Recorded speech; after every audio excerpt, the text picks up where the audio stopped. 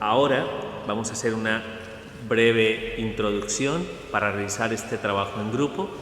Luego nos vamos a dividir para poder tener un espacio de compartir, de plantear nuestras inquietudes, nuestras sugerencias, para luego poder presentarlas dentro de un ejercicio de mesa redonda que tendrá lugar pues en esta misma tarde, ¿de acuerdo?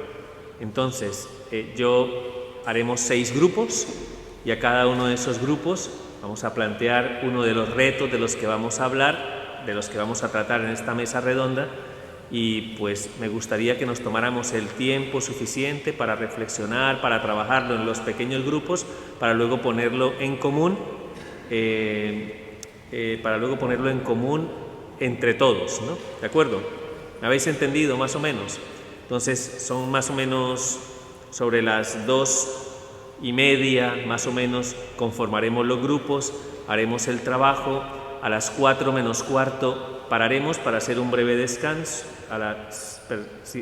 Lo dije bien, ¿no? A las 4 menos cuarto, y de 4 a 5:30 tendremos el ejercicio de esta puesta en común, y donde haremos, evidentemente, pues daremos unas cuantas apreciaciones a cada uno de esos retos de los que vamos a hablar, ¿de acuerdo?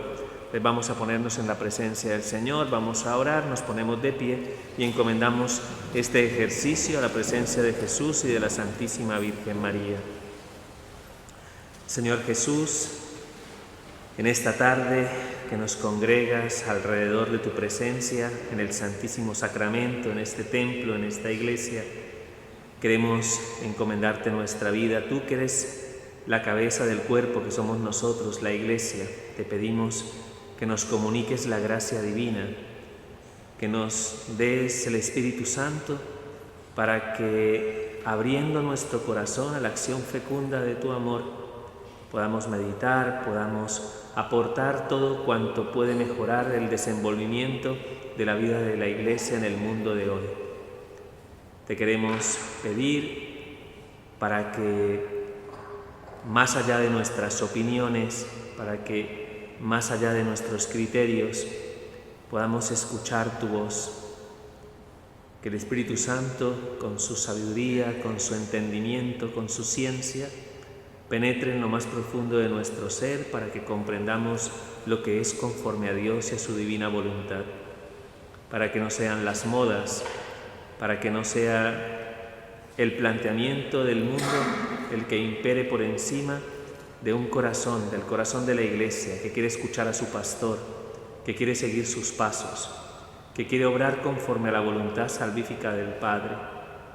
Que no perdamos nunca de vista que nos llamas a ser ovejas del rebaño, y que lo propio de las ovejas es escuchar y poner en práctica. Te pedimos que nos des fidelidad al depósito de la fe, te pedimos que nos ayudes a poder testimoniar que la palabra que tú mismo has confiado a la Iglesia es perenne. Dices en la palabra: cielo y tierra pasarán, mi palabra no pasará.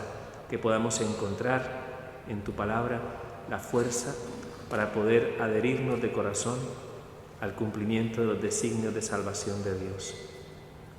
Padre nuestro que estás en el cielo, santificado sea tu nombre, venga a nosotros tu reino, hágase tu voluntad en la tierra como en el cielo.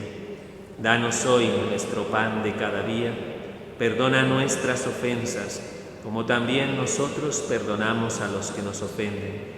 No nos dejes caer en la tentación, líbranos del mal. Y a ti, Madre Santa, también te encomendamos este trabajo de esta tarde. A ti te pedimos que nos ayudes a llevar la palabra de Cristo, de tu Hijo, a nuestro corazón, para que la meditemos como tú lo hacías en el silencio de tu corazón.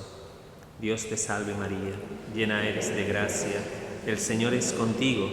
Bendita tú eres entre todas las mujeres, y bendito es el fruto de tu vientre, Jesús. Santa María, Madre de Dios, ruega por nosotros pecadores, ahora y en la hora de nuestra muerte. Amén. Gloria al Padre, al Hijo y al Espíritu Santo, como era en el principio, ahora y siempre, por los siglos de los siglos. Amén. Sentémonos.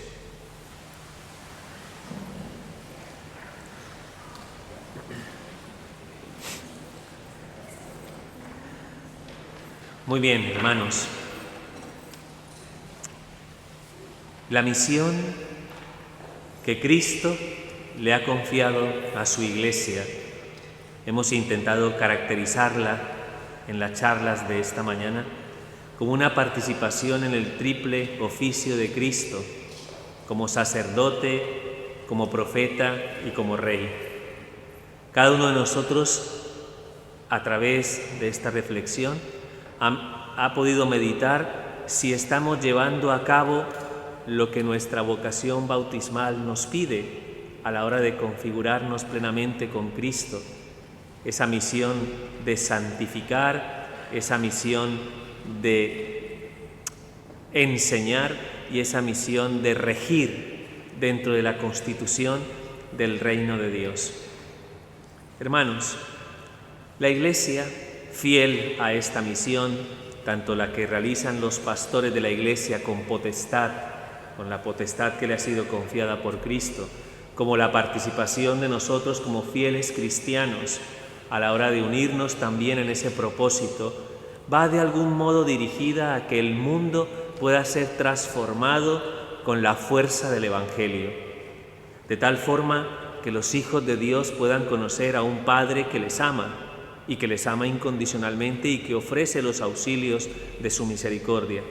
Que conozcamos la obra realizada por Cristo, su pasión, muerte y resurrección, y que especialmente seamos capaces de acoger la invitación que hace el Espíritu Santo a que abramos el corazón para dejarnos transformar por su fuerza santificadora. La Iglesia, fiel a esa misión, tiene que de alguna manera hacerse presente en medio del mundo. Ya nuestro Señor Jesucristo en su momento, cuando celebró la última cena, hizo una plegaria a Dios Padre. La conocemos como la oración sacerdotal de Cristo, en ese momento culmen, donde va a inaugurar la economía de los sacramentos, donde va a anticipar sacramentalmente su pasión, muerte y resurrección en la cruz. Hace una plegaria como sacerdote eterno al Padre. Te pido por ellos, Señor. No son del mundo, porque somos ciudadanos ¿de dónde? Del cielo. Somos parte del pueblo de Dios. Somos ciudadanos del cielo. No somos de este mundo. Pero sin embargo, ¿dónde está nuestra misión? Nuestra misión está en el mundo. Entonces Jesucristo le dice al Padre: te pido por ellos, Señor, te pido por ellos, porque los has mandado al mundo sin ser del mundo. En algún momento dirán el Evangelio, están llamados a ser luz del mundo y sal de la tierra. Luz del mundo y sal de la tierra. Pero el mundo los va a rechazar como el mundo me ha rechazado a mí. Porque el espíritu del mundo, normalmente no está en la misma sintonía, en la misma apertura de lo que propone el Espíritu de Dios. Parece que hay una oposición entre lo que sostiene el espíritu del mundo y lo que sostiene la gracia y el don de Dios manifestado a través del Espíritu Santo. San Agustín hace una reflexión muy bonita acerca de esta verdad fundamental en la que se sostiene nuestra fe cristiana y habla de las dos banderas, la de Cristo y la del mundo. ¿Cuál es la que de algún modo debemos empuñar? ¿Cuál es la bandera que tiene que ondear en medio de las vicisitudes históricas del mundo? Es la bandera de Cristo. Pero sin embargo, el mundo intenta colarse dentro de la experiencia de la vida de la Iglesia. Así que la Iglesia está sometida a lo largo de la historia a una lucha, a un combate permanente para permanecer fiel a la misión que le ha encomendado su fundador, para ser consecuente con esta triple misión que hemos meditado en las reflexiones de esta mañana, para que podamos hacernos una idea de la conciencia de esta obra de la Iglesia en el mundo. Tenemos que lanzar una mirada hacia la historia propia de la humanidad en el último, digamos, en el final del siglo XX y en el inicio de este siglo XXI. ¿De acuerdo? Dentro de la consideración del siglo XX podríamos decir, y recojo palabras de San Juan Pablo II, que el mundo empezó de algún modo en el mundo se empezó a dar un desarrollo extraordinario a muchísimos niveles, un desarrollo que en algún determinado momento le planteó muchísimas inquietudes a la Iglesia dentro de su propia misión. ¿De acuerdo? Juan 23 y después Pablo VI, al considerar que ante los retos que la Iglesia de alguna manera tenía que asumir por los cambios tan significativos en la historia de la humanidad, Juan 23 en algún momento acuñó una palabra que tiene difícil traducción al castellano. En italiano la palabra es aggiornamento. Es como una especie de ser capaz de ponerse al día la Iglesia a la hora de ofrecerle al mundo la respuesta que el mundo necesita ante los grandes cambios, ante las grandes inquietudes que surgen dentro de la historia de la humanidad, pero siempre siendo fiel a la misión que le ha encargado su fundador, que es Cristo. Siempre de algún modo tomando del tesoro de la tradición y del depósito de la fe para dar una respuesta a cuantos interrogantes e inquietudes surgían en la experiencia de la vida de la Iglesia. Y así es como surge el Concilio Vaticano II. El Concilio Vaticano II es la forma de responder conforme a las exigencias del mundo, la forma en la que Cristo penetra en esa realidad del mundo para darle sentido a la luz del Evangelio. La propuesta fue extraordinaria y de hecho hemos meditado en muchas ideas que surgen del Concilio Vaticano II, pero la puesta en práctica trajo consigo una dificultad. Lo hemos meditado cuando hemos dicho que la Iglesia se circunscribe dentro de lo divino y lo humano. Y hemos dicho que se subordina a qué. ¿Se subordina lo divino a lo humano o lo humano a lo divino? Se subordina lo humano a lo divino, no lo contrario, ¿de acuerdo? Porque estamos siempre considerando a la Iglesia de arriba hacia abajo, ¿de acuerdo? No consideramos la Iglesia como una obra de los hombres, sino consideramos la Iglesia como una obra de Dios, de la Santísima Trinidad. Hemos meditado el papel de cada una de esas personas divinas dentro de la prefiguración y preparación de la constitución y de la manifestación de la Iglesia en la historia de la salvación. ¿De acuerdo? Entonces, ante esa certeza, en algún momento esa pugna, ese combate espiritual del que hablábamos esta mañana, esa realidad que de algún modo hace que estemos atentos a que la Iglesia sea fiel al cumplimiento de su misión, hizo que la interpretación del concilio fuera al contrario, que la Iglesia se sometiera al mundo. Y como consecuencia de esa mala lectura, de esa mala interpretación de los textos conciliares, de lo que fue el Concilio Vaticano II en su momento, vivimos una crisis. Quizás los más mayores puedan de algún modo recordar lo que fueron los años del posconcilio. Los que somos más jóvenes y quizás no tuvimos esa experiencia, nos queda simplemente en el registro de los anales de la historia de la Iglesia. Pero hubo una gran crisis de identidad y de sentido, porque lo que se propuso fundamentalmente fue que la Iglesia se mezclara con el mundo. ¿Y es la misión de la Iglesia? ¿Mezclarse con el mundo? Decídmelo con contundencia. No es la misión que tiene la Iglesia. La Iglesia no se tiene que mundanizar. La Iglesia está llamada a lo contrario, a ofrecerle al mundo un camino de ¿qué? Un camino de salvación, porque la Iglesia está orientada a los bienes eternos. La Iglesia está llamada a ser sacramento de salvación para el pueblo de Dios. La Iglesia está orientada hacia el cielo, no hacia los bienes de este mundo.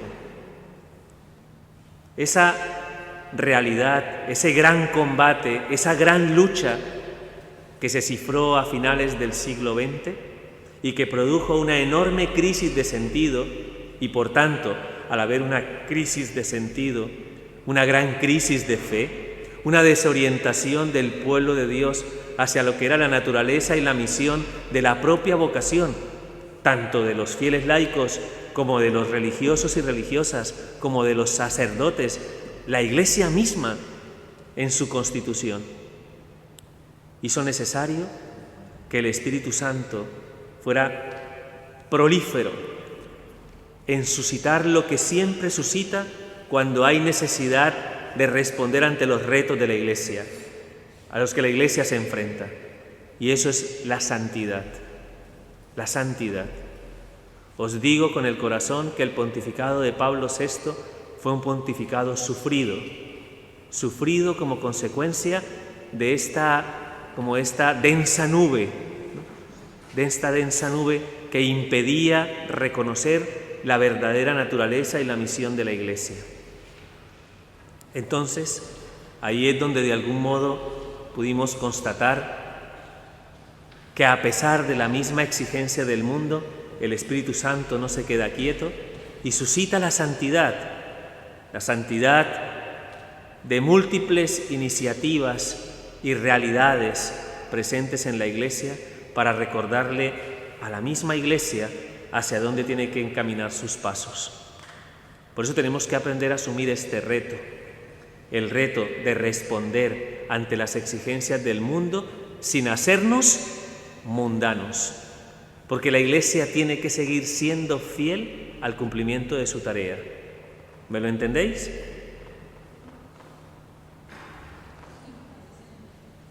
¿O tenemos que volver a cantar lo del cansancio?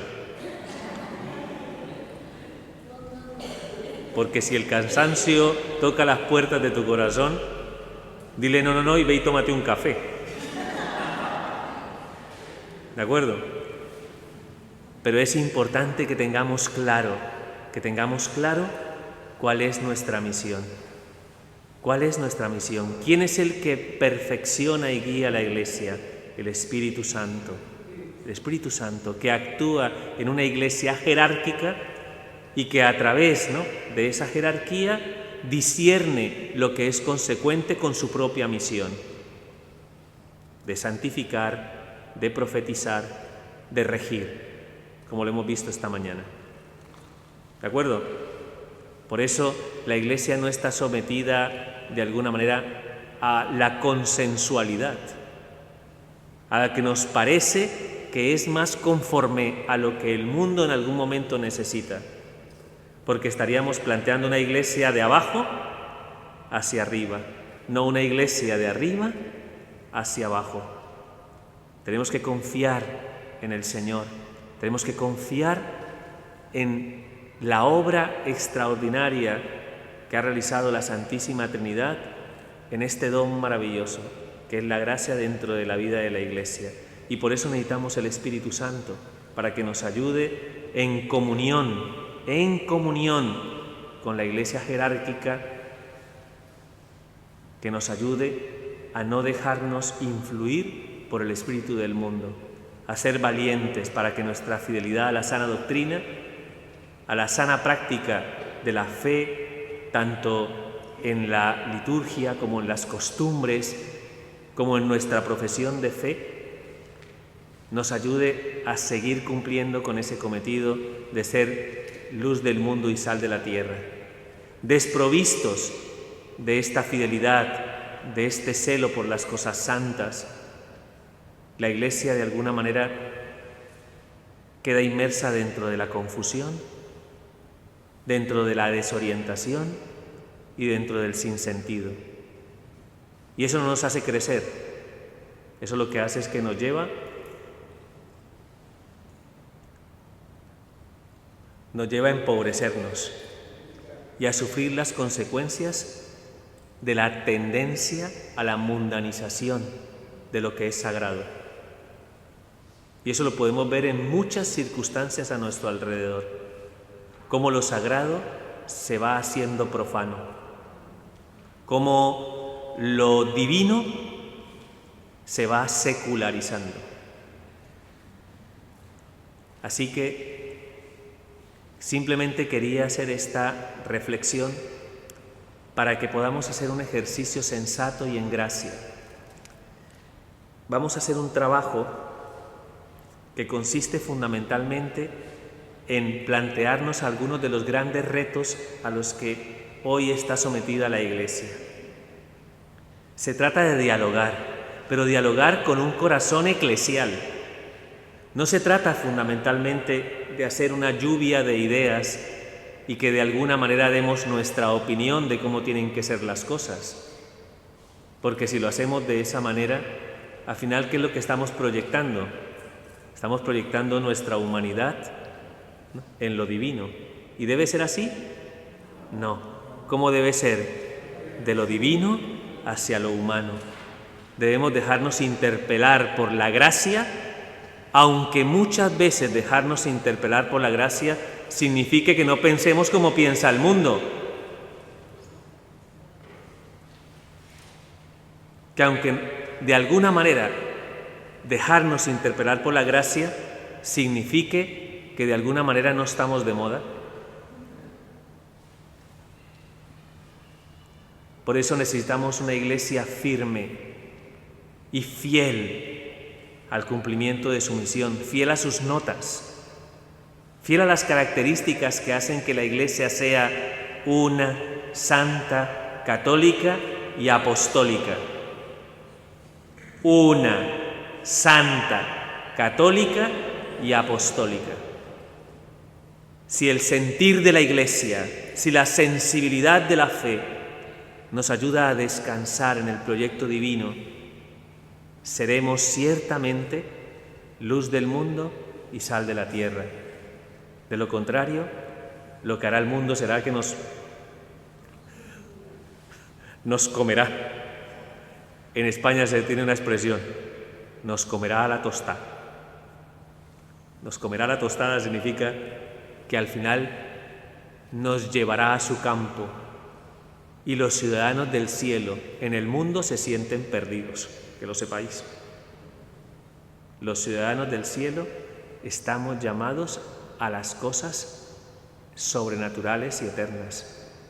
Y en ese aspecto el mundo no ofrece el patrimonio de lo que anhela y busca el corazón, porque el mundo no os quiere, porque el mundo os engaña, porque el mundo es vuestro enemigo. ¿Queda claro? Espero que muy claro. Tenemos que hacer grupos, concretamente tenemos que hacer 6 grupos, ¿de acuerdo? Me gustaría que me ayudarais en este tema, para que más o menos hay 1, 2, 3, 4, 5, nos faltaría 1, ¿no? Del 1 al 6 y que se vayan separando. Bueno, pues enumeraos del 1 al 6 y empezad. Venga. 7, 8, 9, 10, 11, 12, 13, 14, 15, 16, 17, 18, 19, 20, 21, 22, 23, 24, 25, 6, 1, 2, 3, 4, 5, 6,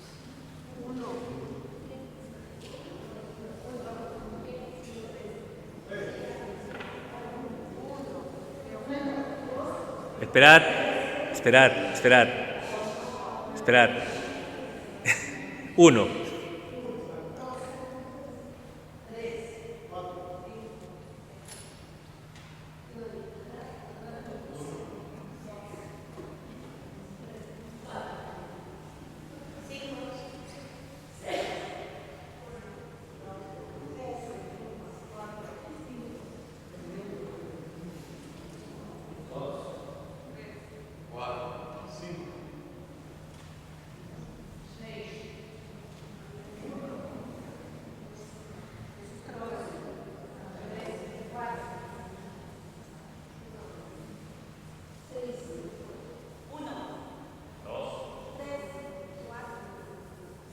6. Entonces, los 1 aquí, por favor, los 1 aquí, los 2 aquí, 3, 4, 5 y 6.